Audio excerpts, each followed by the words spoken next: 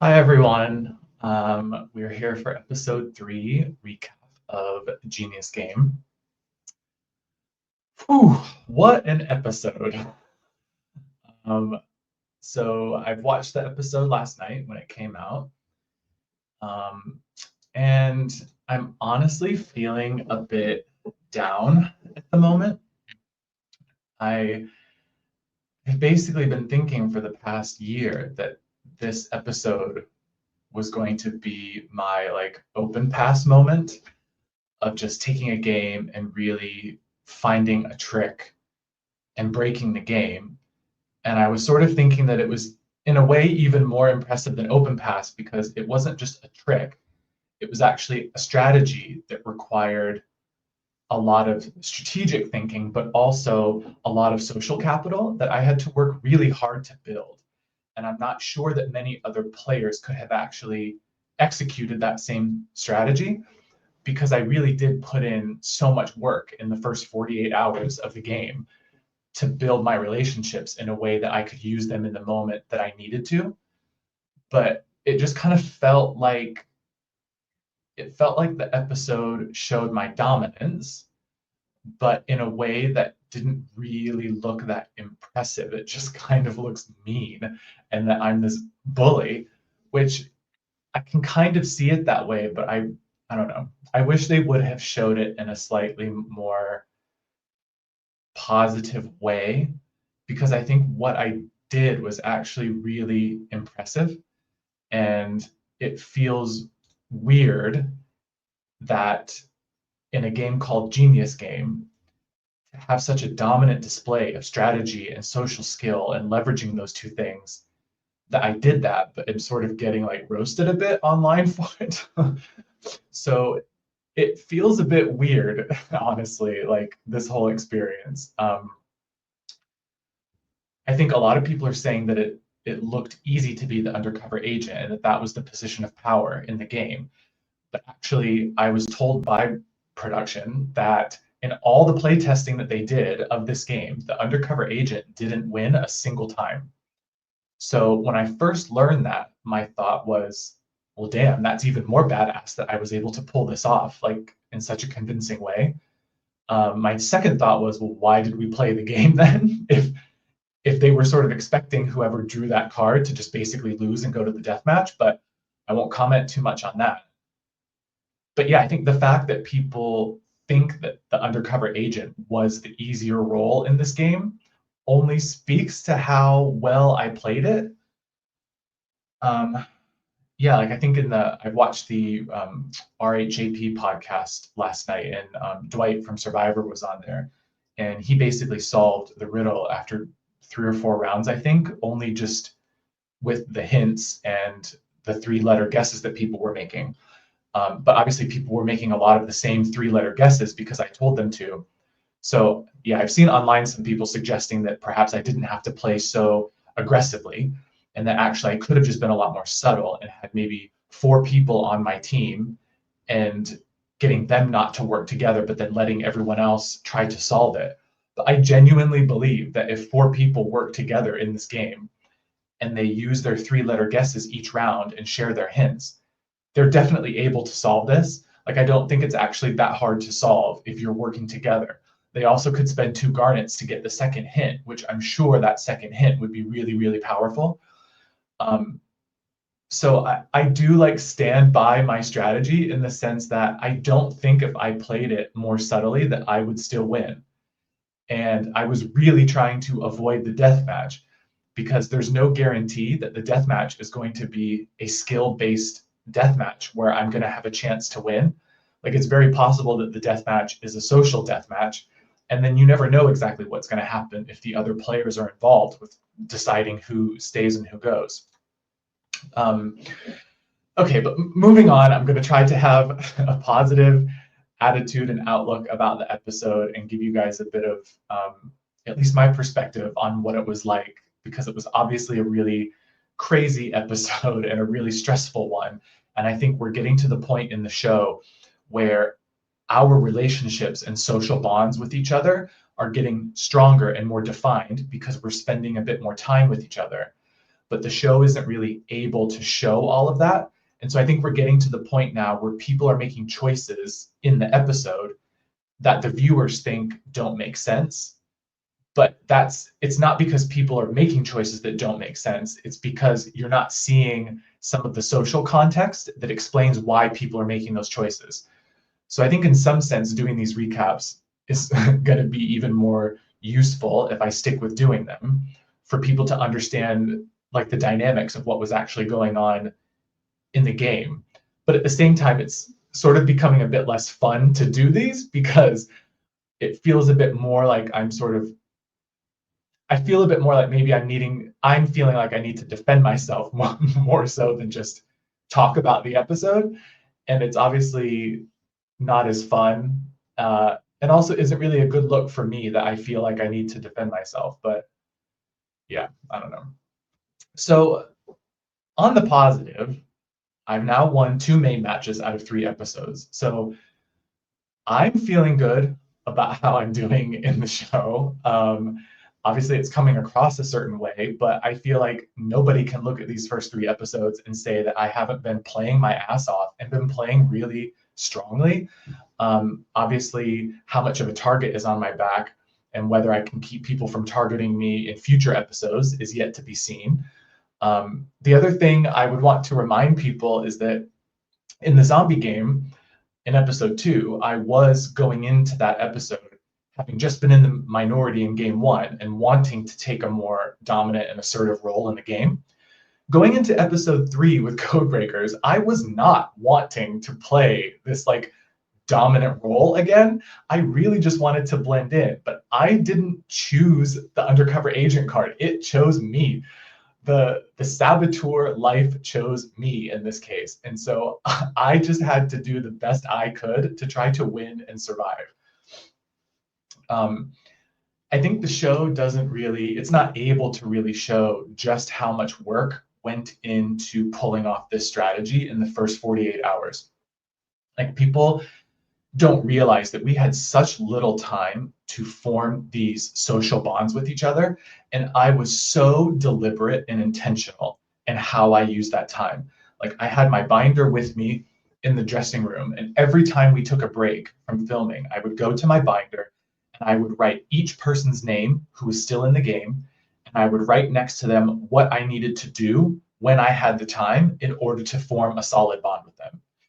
So, after the second episode where I offered that garnet to save Allison, I knew going into episode 3 that I had to smooth things over with Amanfi.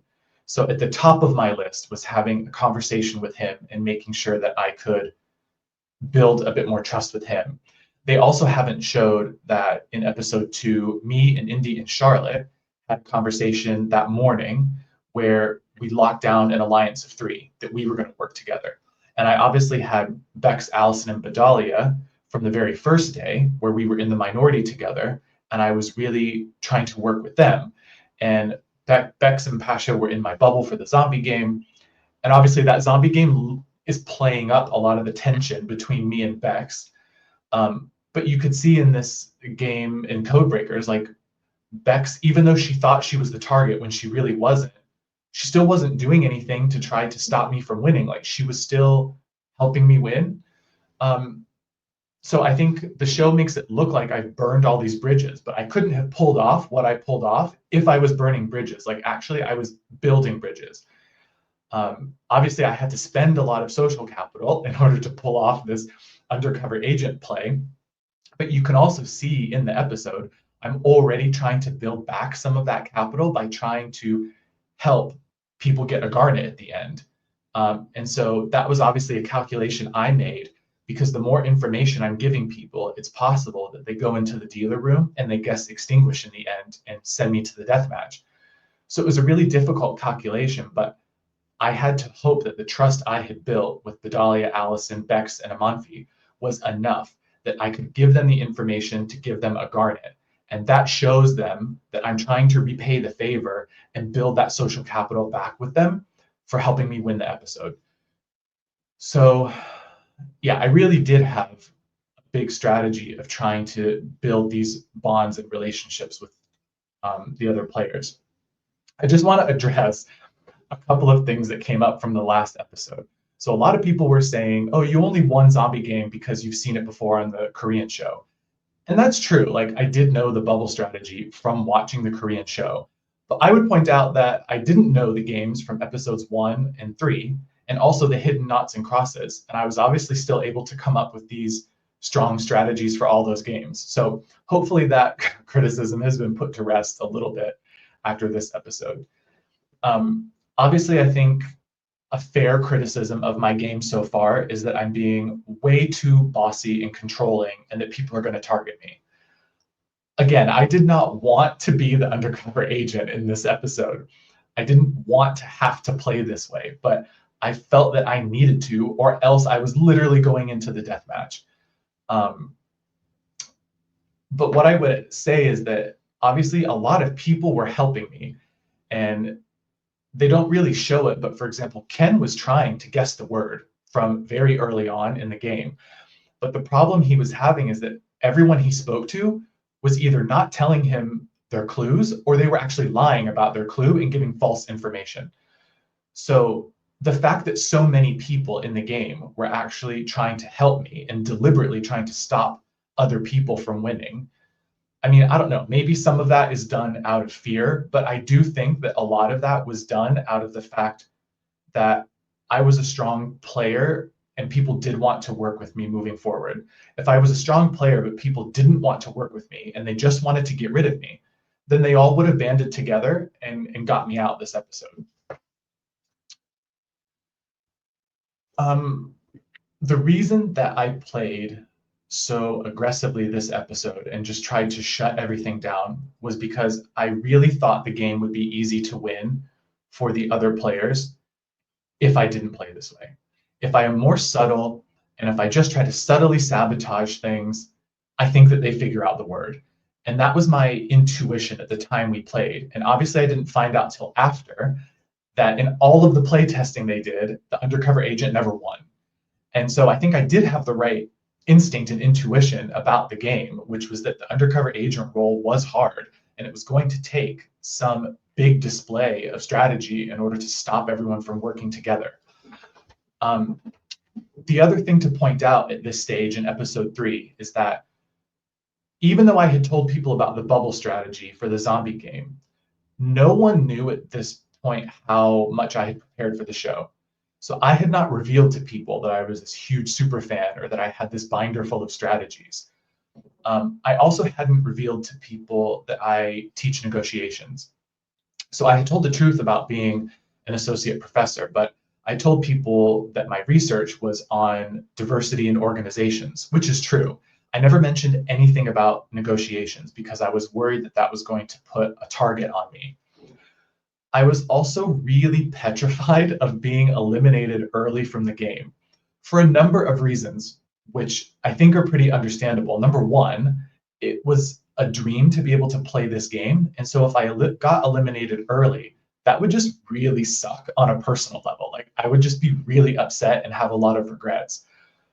The other thing is that because my profession is someone who teaches negotiations, I felt like if I did poorly in the game and got eliminated, not only am I losing that experience, it also makes me look like I'm shit at my real life job. So I obviously wanted to avoid that. You know, like if Vidalia doesn't do well, it's not like anyone's really expecting that being a DJ is going to help you in Genius Game. Whereas for me, there is a direct connection between what I do for a living and being able to succeed in the game. So I felt so much pressure.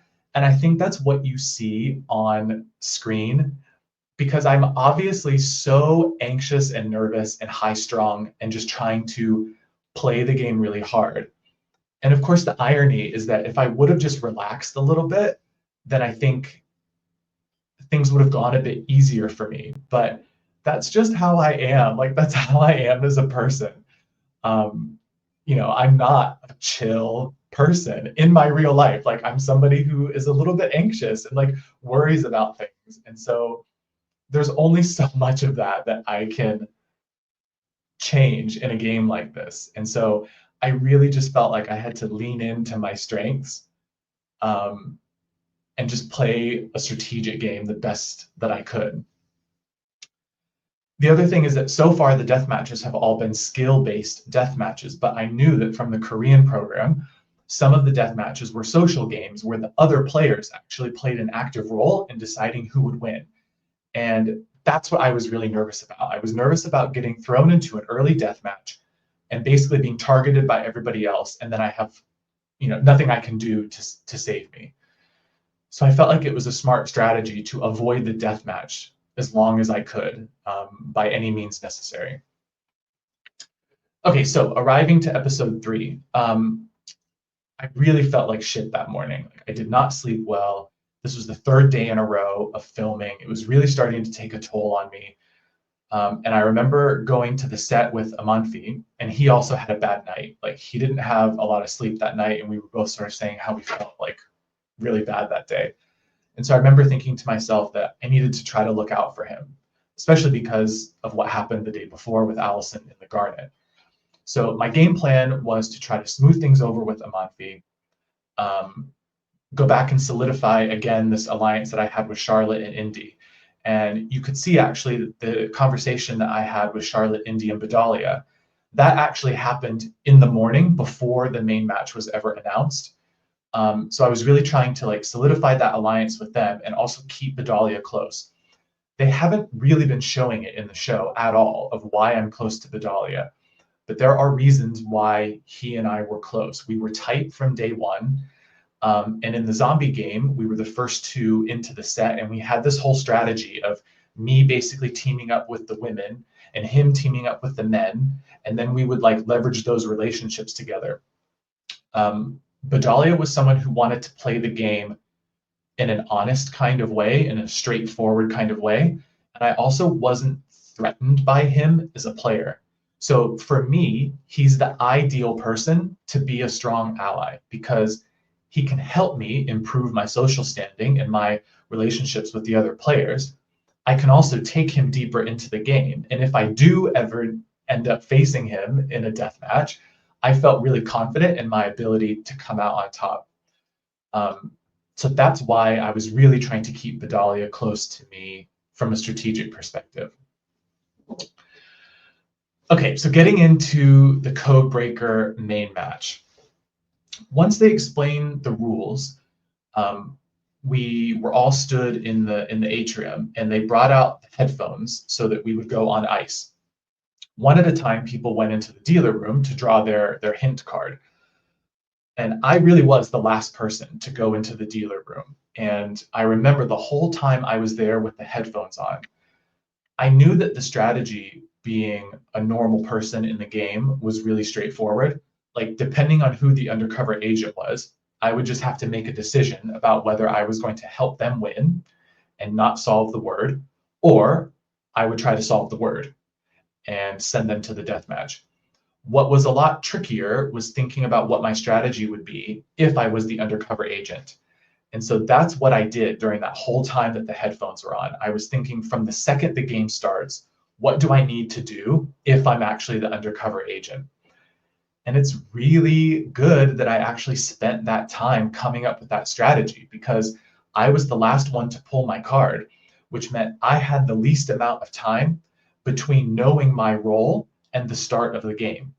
Everyone else had more time than me. So I had to spend my time before getting my card planning that strategy in case I was the undercover agent. As I was coming up with the strategy, I actually remember when I was going into the dealer room thinking that there was a small part of me that actually wanted to be the undercover agent because I felt like I had a good strategy. And I felt like there was a decent chance I could actually pull it off and that it would look so freaking impressive if I was able to actually pull off that strategy as the undercover agent. So the game starts, and you can see that I immediately spend 1 garnet to buy the hint. The reason I did that is because I thought for sure that somebody at the very start of the game would try to buy that first hint. And Amanfi definitely was. Like, Amanfi was also stood there, and you can see when I buy the hint, his immediate reaction is like, oh, he was about to buy that hint. I had to limit the amount of information that was coming into the game. And so if somebody was going to spend 2 garnets to buy the second hint, there's not a whole lot I can do about that, but I can definitely stop that first hint from coming into play. It was a really funny interaction with the dealer because I actually had no intention of like reading the hint really. And so when she was like, you need to return the hint and like, I'm going to destroy it. I was like, fine, destroy it. I don't need like, I'm not buying that hint so that I can get the information. I'm buying it so that no one else can have it. It was complete chaos in this first round.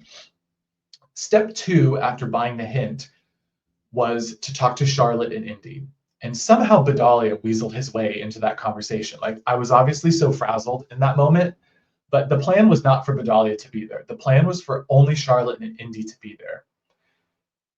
The reason why I spoke to Charlotte and Indy first is not because they were my most loyal and trusted allies. I think Dwight was saying that on the RHAP podcast. They were not at that point my most trusted people. The reason I talked to them first was because I felt if they together worked against me, I was doomed because they're both extremely clever. And I felt that they had the biggest potential of turning the whole game from being in my favor if they're working with me to dooming me to the death match if they're against me. So I needed to talk to them first and try to get them on my side. I offered them the ability to pick the target between Ken or Amanfi. And I was hoping that that could be enough to sway them into working with me. But they're clever and they didn't want to be the ones who said the name. So I got the feeling from them that they would have preferred me to target Amanfi, but that they were also nervous that Amanfi would pick one of them for the death match. And so at the end of that conversation, we hadn't really decided on the target, but I had hoped that they were both going to work with me and basically not try to guess the code. I also told them to lie about their hints to other people so that we could spread false information in the game. Step 3 in the plan was to talk to Allison and Bedalia, and they were actually the people that I trusted the most. I felt like they were my 2 closest allies who were more likely to be loyal and that I could trust them to help me in the game. I genuinely forgot to tell Allison about going with RSE in round 1. Like there was just so much going on. I was running around so quickly in that first round because time was really of the essence. If I'm sauntering around the set and taking my sweet time to talk to these different people, all I'm doing is giving the people who I'm not talking with time to coalesce and come up with a strategy to work against me. So those first moments of the game are so crucial. So yes, I'm running around like a bull in a china shop and looking crazy. But if I don't do that, I'm giving people the chance to work against me. So I knew that I had to act quickly, even if it was making me look frantic with the other players. Like I was confident enough in my social game that I could smooth things over at the end of this game. And really the bigger mistake would have been being nonchalant about the whole thing. Step 4 in the plan was talking to Bex and Pasha. And you saw when I pulled them into the room that Bex said, why did you go off with Indy and Charlotte first? Like I was working with you yesterday in the zombie game, so I feel like you're cheating on me. And so they didn't show it in the show, but I definitely told the 2 of them that the reason I was speaking to them after other people was because I trusted them the most, right? Like, and I think that does make sense that the people you trust the least are the ones you need to try to lock in first because you don't want to give those people time to start working against you. I don't know to what extent they believed that, but I felt like giving that explanation was really smart because like I think Dwight was saying on the Rob Has a Podcast thing that I basically didn't have any social graces and it was really stupid to talk to the people in order of how much I trusted them, but that wasn't the case. Like I actually talked to them in reverse order in a way of how much I trusted them. And I let the people know who I spoke to later that the reason I spoke to them later was because I trusted them the most. So I was really playing the social angle hard to try to get everyone to think that they were my closest people. And the more I could do that, the more they would be likely to help me in the game. So next was the last step of the plan in round one, which was to talk to Ken and Amanfi. And these were sort of awkward conversations. I definitely wanted to separate them and speak to them individually. I needed them to both think that they were safe and that they were part of the plan and not one of the people being targeted. Because to the extent they thought that they might be safe, they would be less likely to form a counterattack and work against me. The problem, though, is that strategically, I also can't really go in and just hardcore lie to their faces. I was trying to avoid that as much as possible. The other thing I was really trying to avoid was sort of turning them against each other, because I knew that at some point they would compare notes. So, for example, I didn't want to tell Ken Amanfi's the target, and I didn't want to tell Amanfi Ken is the target, because if they ever sit down and talk to each other, all of a sudden they now realize that one of them is the target, and they don't know which one it is, but it's definitely one of them. And now it makes a lot of sense for the two of them to team up, try to get people like Bex or Indy who are not sure about what's going on in the game and wanting to play a bit more for themselves. And all of a sudden, I've got a group of people who are against me. So it was a really fine line strategically between how much I lied to them in order to keep them on my side versus telling them the truth, and then they're definitely not going to want to work with me, and they're definitely going to form a counter alliance. I do want to point out in Ken's defense that he tried to solve the word. Like, he was going around to people and trying to get information about their hints, but people were lying to him.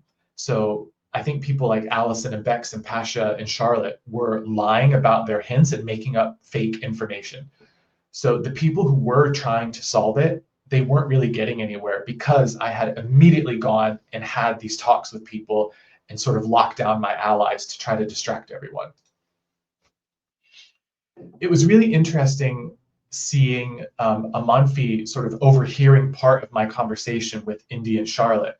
So Amanfi overheard the part where I said that the person going to the death match was likely to pick Pasha or Bex. And when he heard that, he thought what I was saying was that the target for losing the game was Pasha or Bex, when really that's not the case. Like, Bex was never my target to lose the game. I just figured that if Ken did lose, he was likely to pick Pasha or Bex for the death match. And I was right that he ended up picking one of them. But Amanfi heard that, and he went and told Bex that Bex was the target. So that's why Bex was so paranoid the whole game, that she was actually going to be the target in the end. So there was this bit of confusion between me, Amanfi, and Bex. In a way, it was bad, because it wasn't good really for Bex to think that I was going to target her, because that only increases the chances that she ends up working against me. In the end, though, I think there was some benefit to having more confusion, because if Amanfi thinks that Bex is the target, he's less likely to think that he's the target. And so then you saw that part of his effort in the game was just convincing me not to pick Bex, rather than trying to actively solve the answer himself. So really what I needed is people to just not try to solve the game.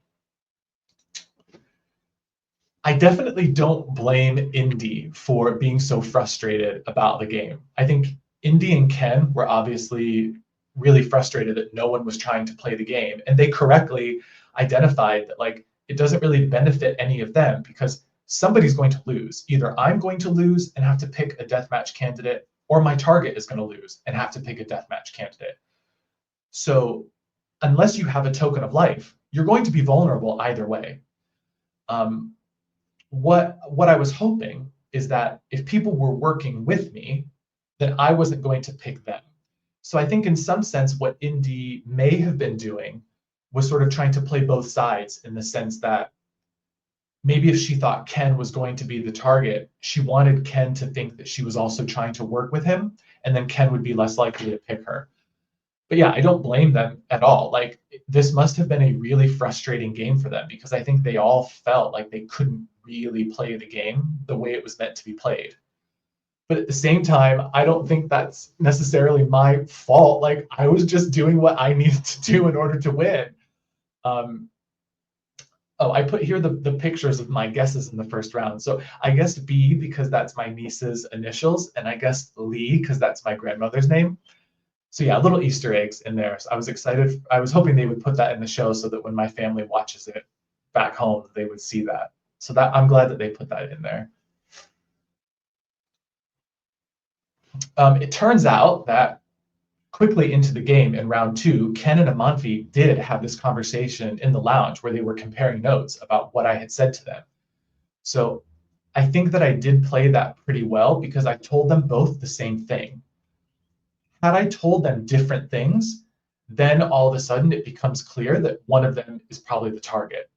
Um, so in the end, they didn't really work. They weren't able to work together too much in order to come against me. So I think I did manage all of that quite well. Now, obviously, I ended up targeting Ken, and I blatantly lied to his face and told him I wasn't going to. So if Ken comes back with a grudge against me, I have to deal with that. But really, what I needed to do was survive the game and not go to the death match. And I also felt like if I was going to work so hard to survive the game, I might as well take control and target someone who I felt was a threat. Because as we saw with Scott, you never know what can happen in the death match. You can put in a really strong player and they end up going home. And obviously the game looks really good for me if Ken loses this death match, because literally everyone else helped me to win this game. And I can then say to people, look, I'm so thankful that you helped me win. I'm sorry that I played so aggressively. It's all I could do as the undercover agent. Like, what else was I supposed to do? Like, I just played the hand that was dealt to me, and I'm willing to help you moving forward and repay that favor. And then at that point, people would be a bit more likely to keep me around, even if they were a bit annoyed at how controlling I was in the game, if they felt like I was going to repay the favor and try to help them. So Bedalia and I have this conversation about giving him the token of life. And then I basically tell him, you need to be my bodyguard and go find the people who are the most likely to flip and try to work on solving the word and distract them. Like, keep an eye on them and stop them from working together. What I didn't realize was that Bedalia immediately went and told Indy that whole plan, which is completely idiotic. I can't believe he did that. I mean, it's funny. And I'm glad that he at least distracted her during that second round and stopped her from working with Ken. But yeah, why did he tell her that I was giving him the token in order for him to distract her? Like, I don't really understand why he did that. I think what you're seeing in this game is that, actually between Zombie Game and this game, is that the prevailing attitude amongst the players was that if you lie to anyone in the game, you're automatically a huge target. And I think part of that is because people were not really prepared to play a super deceptive game. And also, I think people saw what happened to Scott playing so aggressively in the first episode, and then he ended up getting targeted. So I think that people were scared to put their head up and sort of do something aggressive. And I think people were also thinking that if you lie, everyone's going to be against you. Whereas my attitude, having watched a lot of these games before, is that lying isn't really that bad. Like, sometimes you have to lie, and that doesn't automatically tank your game if you can explain why you lied and try to get back in people's good graces. But I think for a lot of other players, like, lying wasn't really an option. And so people were trying to play these games as upfront and honest as they could. So when they announced the results of the round, it's really funny looking at Pasha's face. Like, she tried to pretend like I just made a mistake and I put the letters in the wrong order. I mean, it was completely obvious to me that she had done that on purpose to get an extra point. And fair play to her. Like, I think that's clever, because if I end up losing the game, then the person who's the deathmatch candidate is the one with the well, no, actually, if I win the game, then you want to end up having more points. So I think she wanted to separate herself from other people. So I didn't think it was a terrible strategy, but her face was really funny when they showed the results. In terms of deciding the target, I was always leaning towards Ken from the very beginning. I was feeling a little bit of pressure from the group to pick Amanfi. And the only reason I was considering that is because I knew how much social capital I was having to spend in order to pull off this really aggressive undercover agent strategy. And so I felt like maybe it would help me if I targeted someone that the group sort of wanted to target. But at the end of the day, it really did not help me to target Amanfi because Ken was the person I was the least close to out of everyone. I don't think Ken and I actually had even had a conversation at this point. And I also knew from watching the Same or Different deathmatch with Paul and Pasha that Ken was a huge threat. Ken was identifying the matches in Same or Different better than anyone.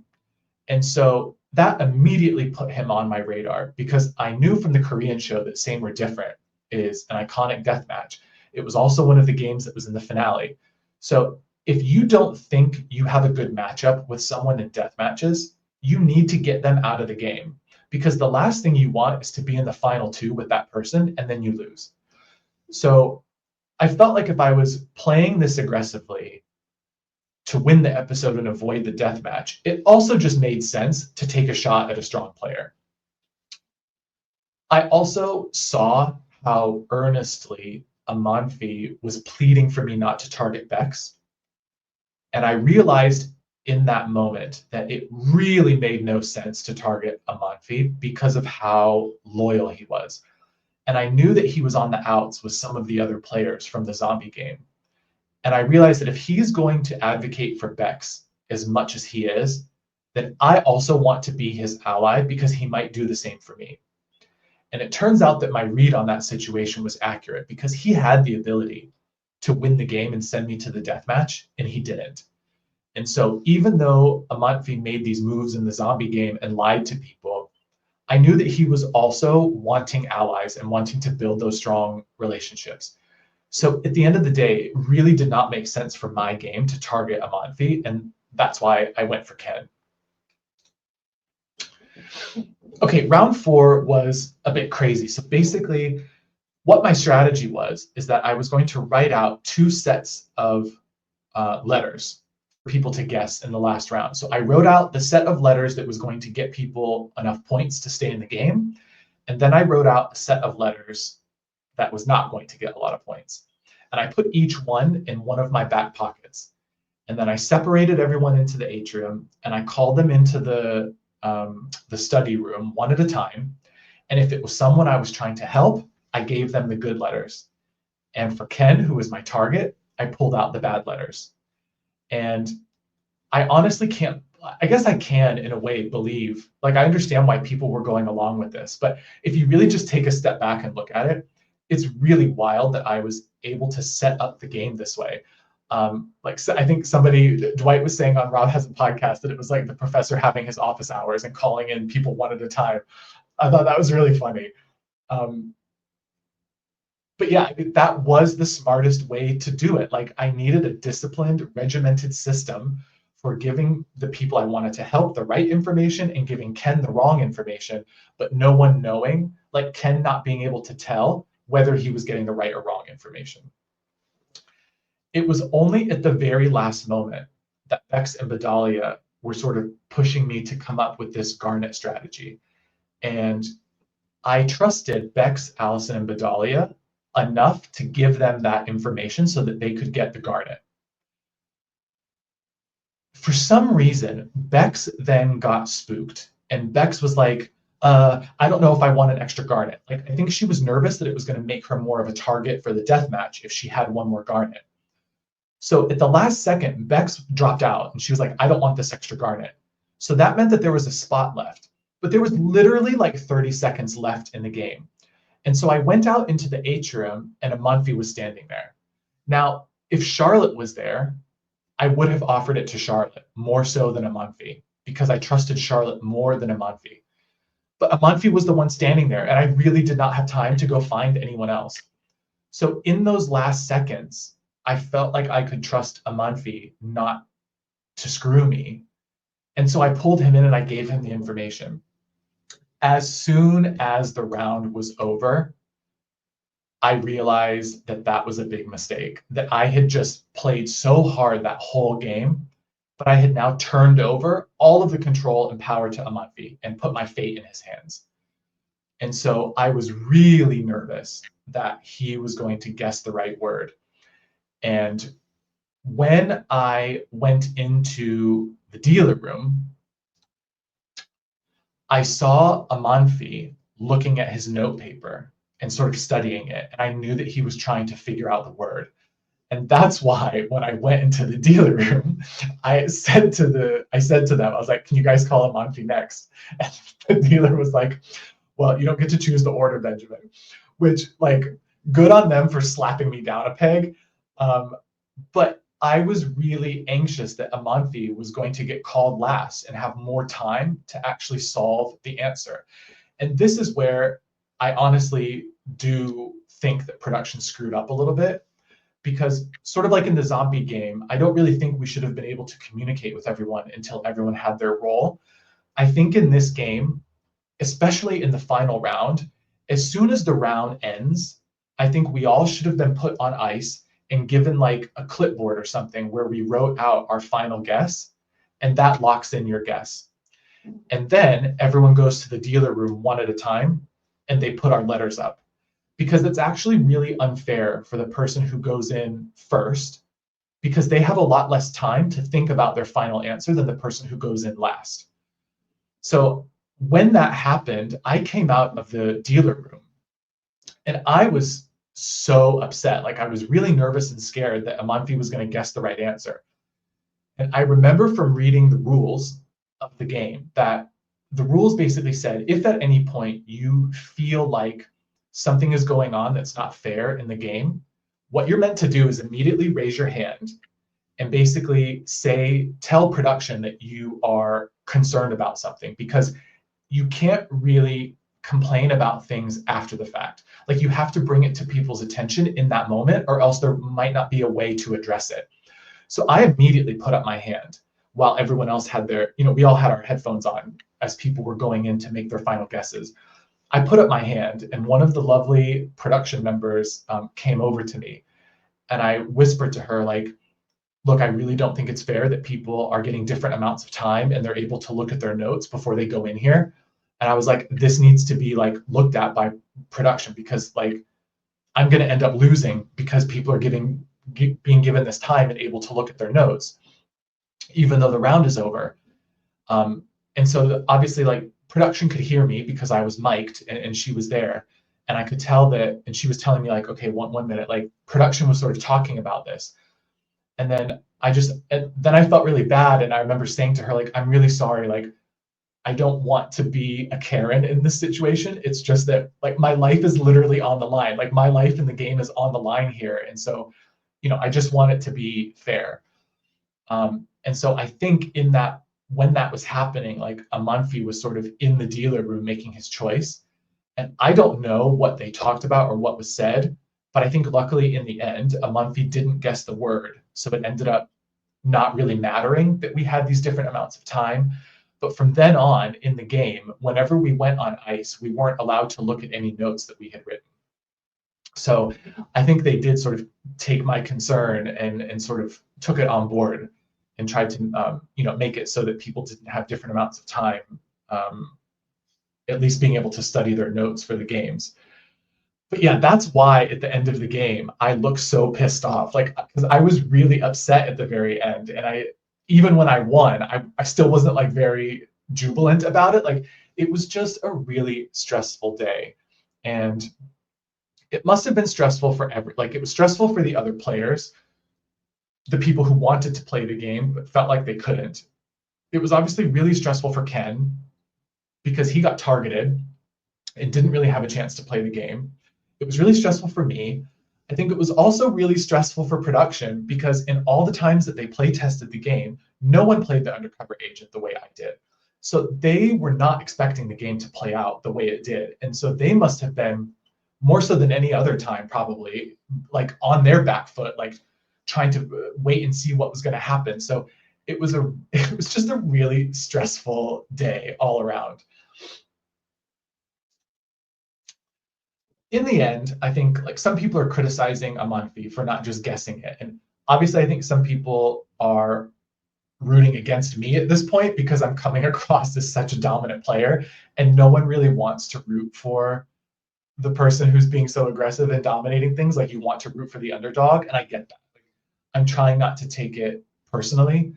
Um, but I don't think that Amanfi guessing the right answer, although it would have been good TV, I don't think it would have been best for his game because he already burned some bridges in the zombie game. And then if he also goes in and guesses the word at the end, everyone knows, like, there's no doubt at that point that he's just 100% self-interested. He's not trying to build relationships with anyone. Like, even the way I was playing the undercover agent, I was still trying to help people as much as I could. Like, I was still trying to give people garnets at the end of the game. So, despite playing these really aggressive strategies, I was still trying to preserve and form the social relationships with people. And I get that that doesn't really come across in the show because you're only seeing the most punchy like moments of it all. But I don't think that Amanfi getting the right answer would have really helped his game. I think it would have like hurt his game a lot. Okay, I really need to address the whole token of life situation. So the show has not really shown how close Bedalia and I were. And I told you before we had this plan after episode 1 going into episode 2 to split the alliances and work together. Bedalia and I were really tight, and he was annoyed in the zombie game that he wasn't in my bubble. So I knew in this game that I had to get him back on my side and get his loyalty moving forward. He was also the first person who asked me for the token. So it was easy to then make that deal with him. If Charlotte had asked me for the token earlier, then it would have been much harder because I would have then had to make a tough choice about whether I give it to Charlotte or Bedalia. The other reason I did not give Charlotte the token is because I knew for a fact that Ken would not pick her for the deathmatch. I just knew that Ken was going to pick someone else that he maybe thought he had a better chance of beating, and Charlotte was seen as a really strong player at this point. I also felt like Charlotte was a more strategic player than Bedalia. You saw in the last episode when Amanfi lied in Zombie Game, Bedalia did not like it. I knew that Bedalia would take it really personally if I told him I would give him the token and then I didn't give it to him. Whereas, yes, Charlotte's going to be upset that she didn't get the token, but Charlotte is a smart enough game player that she's not going to totally cut me off at that point. She might not trust me and she might not like me, but she would still consider working with me if it would help her in the game. And so if I was going to upset one person in that situation, it had to be Charlotte. The other thing that is really important to mention here is that Charlotte was not crying at the end because she didn't get the token. And she has said this much, and I won't say too much more about it because it's sort of her thing to talk about and she can say what she wants. But the reason Charlotte was crying was because Pasha got chosen. And the show, of course, hasn't had time to really show these like social relationships and dynamics with us, but they were very, very close. And Charlotte, I think, knew that Pasha did not have a good chance in the death match against Ken. And so that's why she was upset. She was not upset about not getting, like, obviously she was upset about not getting the token, but not to the point of tears. And I think the show is trying to show it that way to really make it look like I had really burned more bridges than I did, and that Charlotte was going to be coming back at me with a vengeance. But it makes her look a little bit like a crybaby when that's actually not. Like, she was crying because of the personal side of things, not because she didn't get the token. Like, Charlotte is a better and more strategic player than that. Going into the deathmatch, this deathmatch was absolutely wild. What is shown on the show does not do it justice. Both Ken and Basha were really leaning into this, like, having these crazy funny chats with each other. They made it look like that was part of Pasha's strategy. I'm not sure to what extent that's true or if that's something that she came up with after the fact. But I definitely think it was part of Ken's strategy because thus far in the show, Ken has been really quiet and been a little bit under the radar, and people didn't really see the more like funny and gregarious side to his personality. when we were in the lounge watching the deathmatch, all anyone could comment on was everyone was saying things like, oh my gosh, this is so great to see Ken open up. Like, we're getting to see Ken's funny side. And like, it's so awesome that we're getting to see this new side of Ken when he's engaging in this back and forth with Pasha. And I was sitting there thinking, no, this is very bad. Like, I know that Ken is a huge threat in this game. And now, not only is he going to win this death match and come back and maybe target me, but also everyone else is like feeling endeared to him. Like, they're like, oh, he's this really great, funny guy, which hadn't really come through yet in the game. So the result of the death match was really not great for me. It went on so long. Like, the death match was so long that I almost peed on the sofa. Like, I had to go so bad, and we were just waiting and waiting and waiting for the death match to end.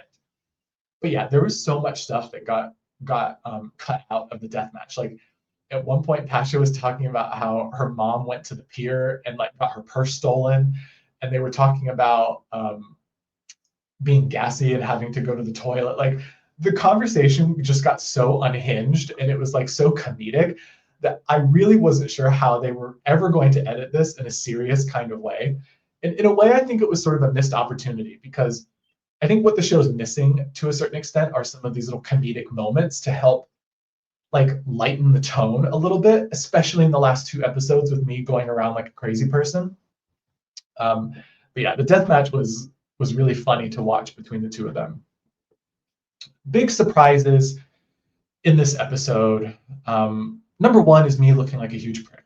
Like, I honestly didn't think that it would be edited that way. Like, and it was probably delusional, like wishful thinking on my part, but I was kind of thinking that they would show it as me having this like brilliant, amazing strategy that I was actually able to pull off. And like, look at Ben, he's such a genius. But actually, it just looks like I'm this bossy, domineering, controlling person, and everyone hates me. And I don't think that's actually what really happened.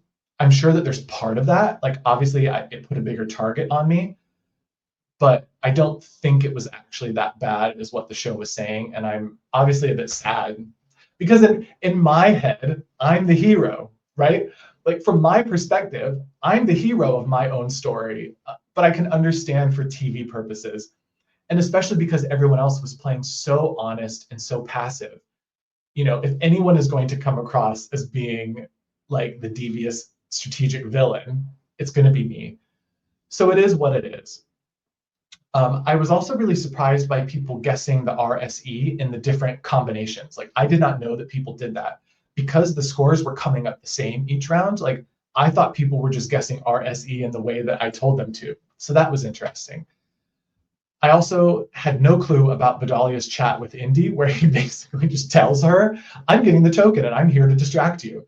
So that was funny to watch. And also, I knew that Amanfi and Bex were confused about Bex being the target, but I didn't know where that ever came from. So it was interesting seeing that it was from Amanfi overhearing something and sort of getting confused about that information. There's obviously a lot of things that they didn't show, which I've sort of talked about a little bit, mostly around the social relationships and the dynamics between the players.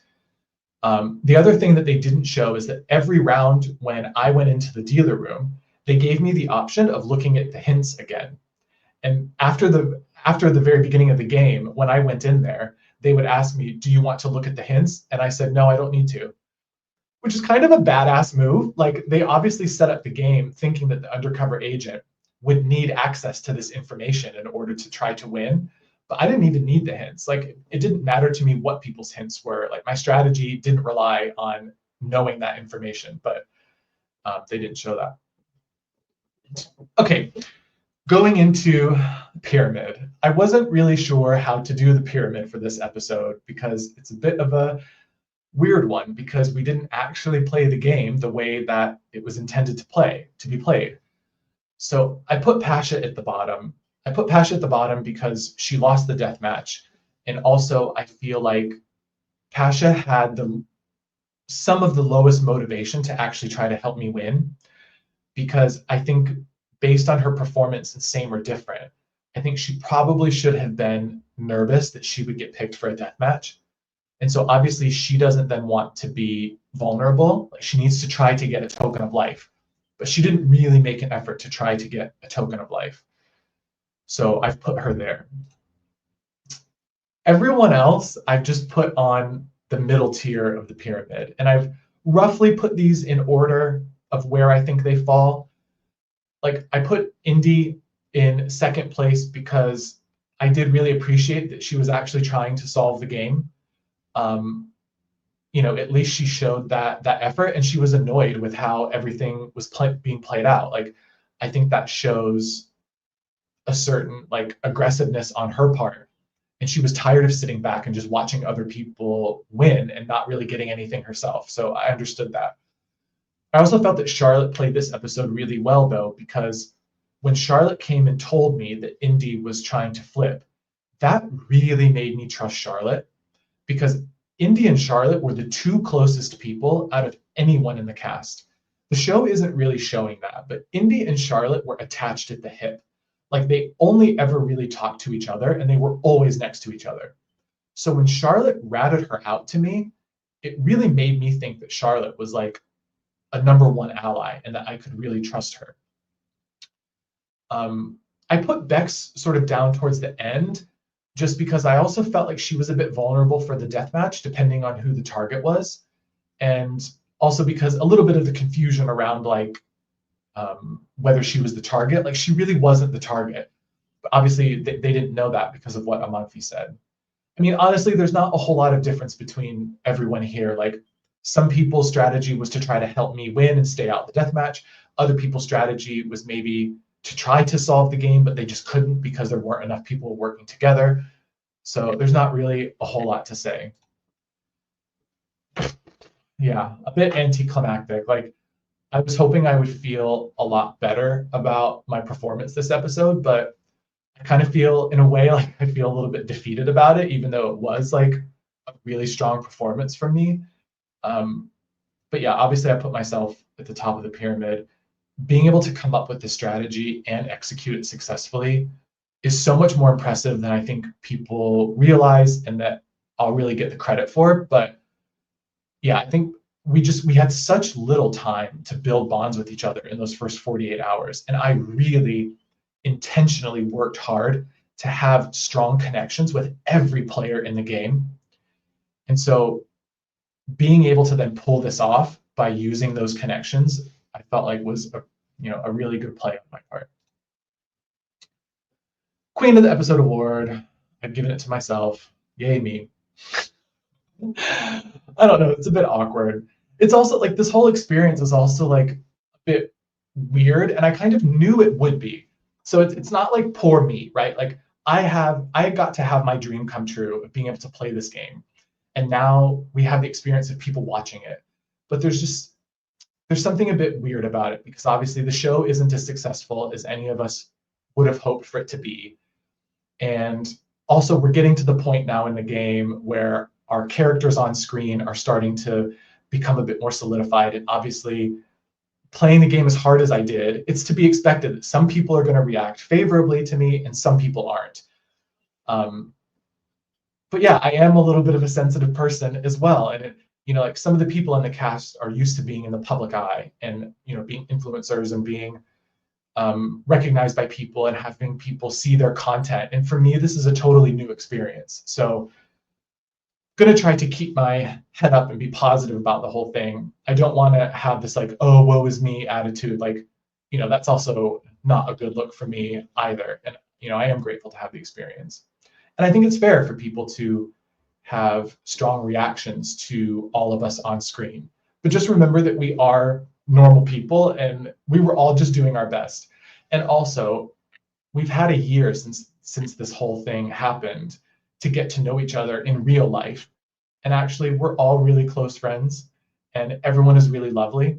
So all of the stuff that you're seeing on screen, it's part of a game. I shouldn't really be saying all this anyway, like, everybody gets it. Just feeling a little bit tender today, that's all. So going into episode 4, I felt a huge relief that I had these strong showings in episode 2 and 3. Like winning 2 main matches out of 3 episodes is pretty dominant. Like, and I felt like even if I got eliminated next, at least I had these strong moments. Like they could portray me as being controlling, as being bossy, but they can't portray me as being stupid. You know, I've definitely showed my competence so far. But I also knew that I needed to repair my relationships.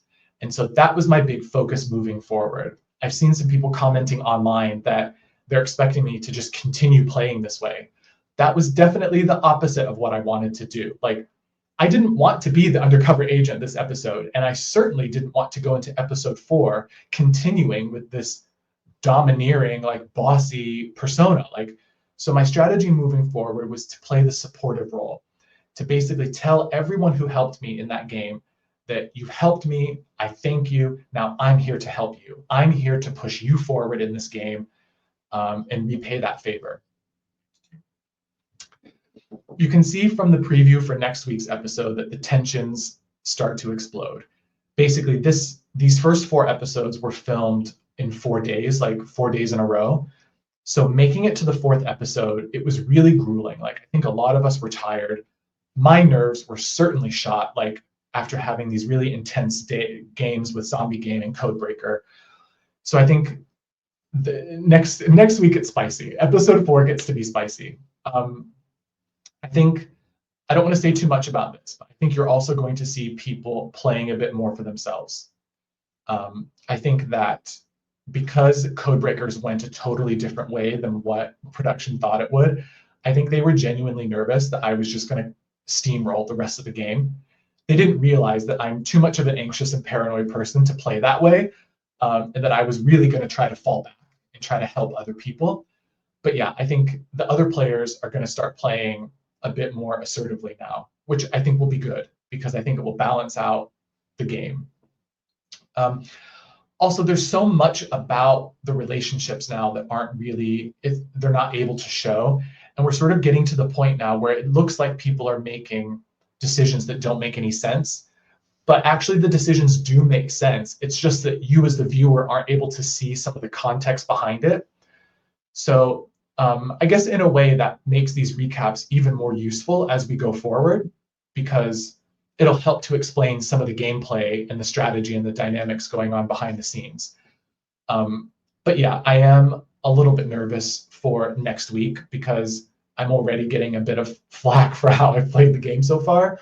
And obviously you see next week that some of these tensions come to a head, and I can tell by the way things are going that it's not really going to be good for me. So I can't make any promises about my ability to connect with all of this stuff moving forward. Like, hopefully I'll take it all in stride and that this will all be fine. But yeah, we'll see. Hopefully I'll keep doing the recaps, but there might be a point where I just need to sort of tap out a bit and sort of, protect my own like mental health and sanity around this whole thing.